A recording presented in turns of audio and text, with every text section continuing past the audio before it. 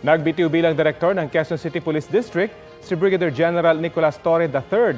Ayon kay Torre, yan ay para bigyang daan ang investigasyon sa dating pulis na si Wilfredo Gonzales na nanakit at nagkasanang baril sa isang siklista.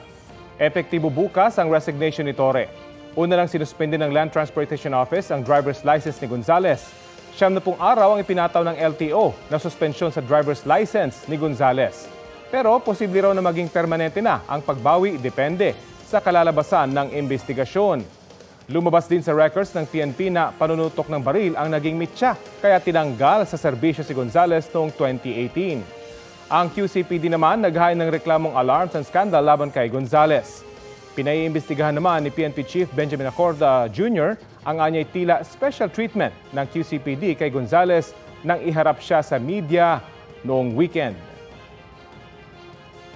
Viral naman ngayon ang video ng dalawang lalaki na nagpapambuno sa kalsada sa Makati City.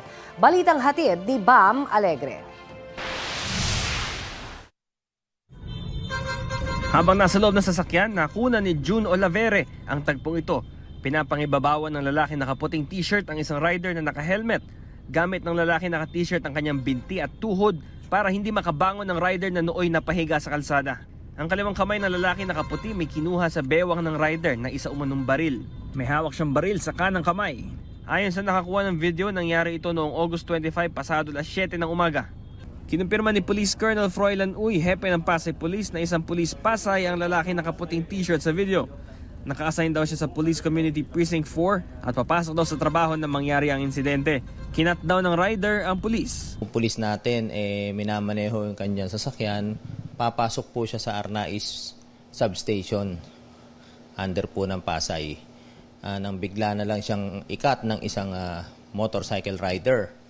Ngayon, nung kinat siya, siyempre inabol niya para malaman na mali yung ginawa ng rider at kamunti kasi siyang mabangga. Habang kinokonfront niya ito at sinasabi sa kanya yung kanyang pagkakamali, nag-dirty finger pa ito at minura siya.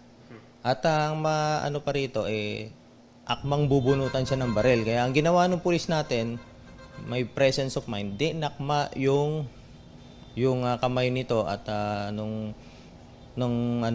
nagpambuno na sila. Ngayon, para maprotektahan niya yung kanyang sarili. Sa impormasyon nakarating sa kanya, nagpakita raw ng ID ng isang retired Philippine Army ang rider. Nakuha rin sa kanya ang isang baril. Handa raw makipagtulungan ng Pasay Police sa investigasyon. Pinuntahan namin kagabi ang Makati City Police Substation 3. Wala raw sa kanila ang rider. Nagpaalam daw siyang uuwi ng bahay para kunin ang mga dokumento ng bit-bit niyang baril.